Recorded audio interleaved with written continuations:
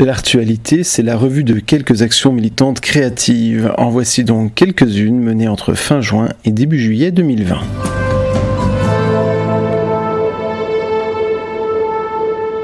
Inauguration à Orléans de la statue de la première de corvée par le collectif Offensive Féministe. Une cérémonie en référence au manque de reconnaissance de tous ces métiers dits féminins en première ligne pendant le confinement.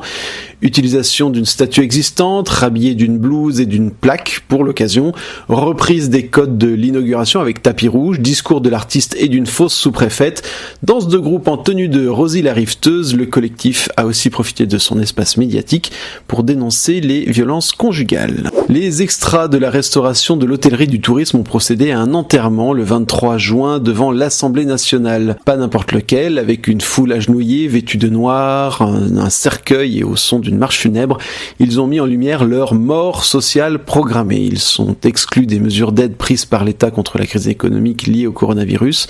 Leurs droits disparaissent et l'embauche n'est toujours pas au rendez-vous. C'est la suite d'une autre action de visibilité le 10 juin.